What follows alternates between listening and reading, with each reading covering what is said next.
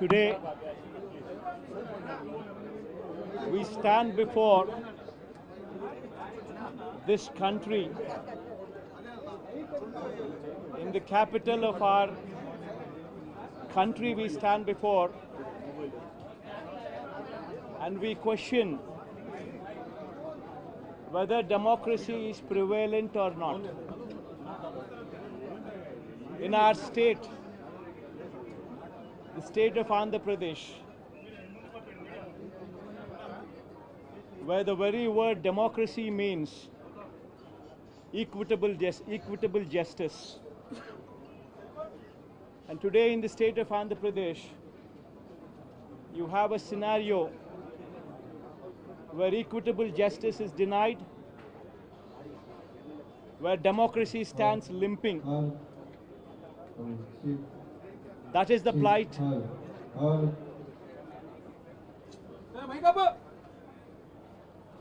That is the plight of affairs in Andhra Pradesh.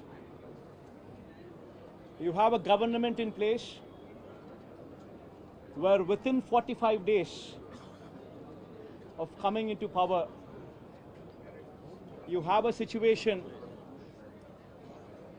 where more than 30 people have been murdered, where you have more than 300 people on whom you have assaults taken place, which led to attempt of murder, where you have more than 560 properties, private properties vandalized, where you have more than 490 government properties also vandalized, where you also have more than 1,000 cases,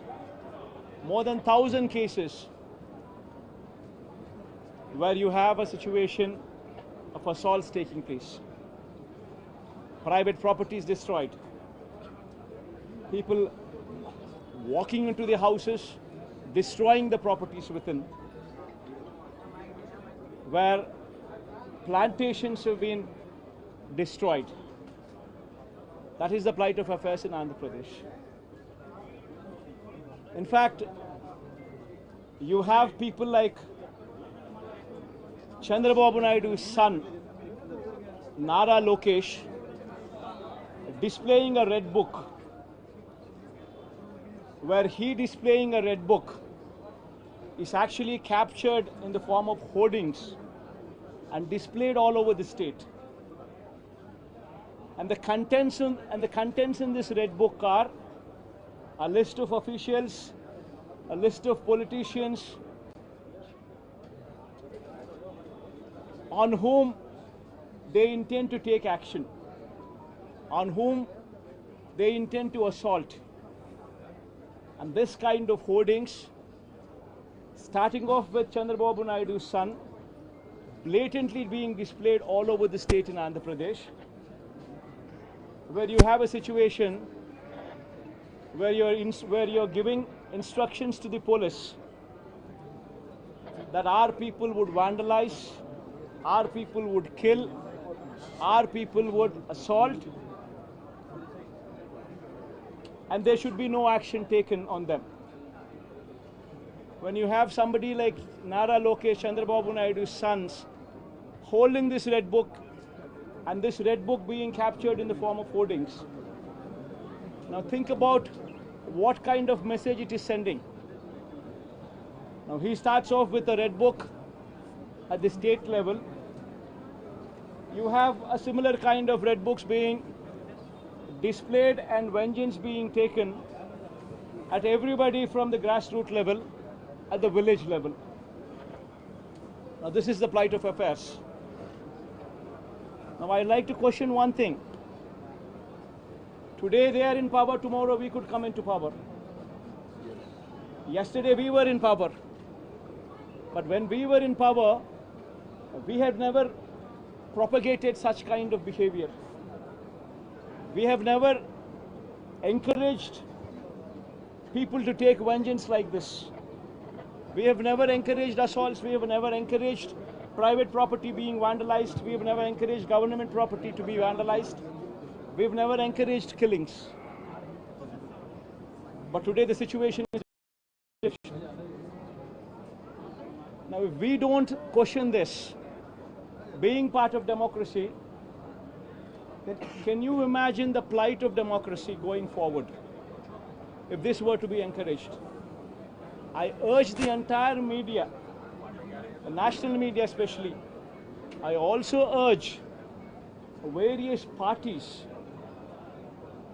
who actually constitute democracy to have a look at these photographs what are displayed, to have a look at the video clippings which are being displayed. Have a look at them and then ask yourself, is this what we want from democracy? You have various photographs where night people are being hacked to death, where you have photographs displayed where you would find a corporator running for his life stabbed multiple times, where you would have various photographs and video clippings displayed.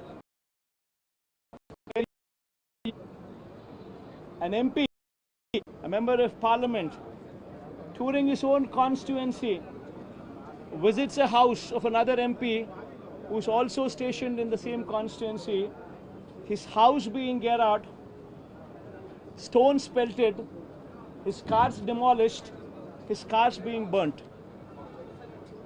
These kind of video clippings and these kind of photographs are also being displayed.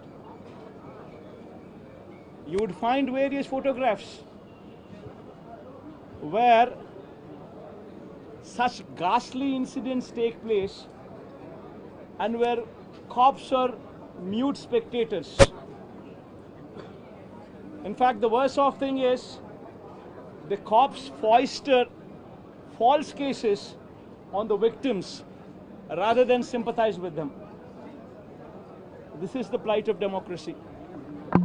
I urge the entire media, and as the day goes by, various leaders from various political parties whom we had requested to come over here to actually look at this protest, to actually look at this photo gallery protest which has been organized, displaying these photographs, displaying these video clippings, to please have a look at it and raise your voice. Because if we in democracy do not do this, then none can protect democracy. We would have to question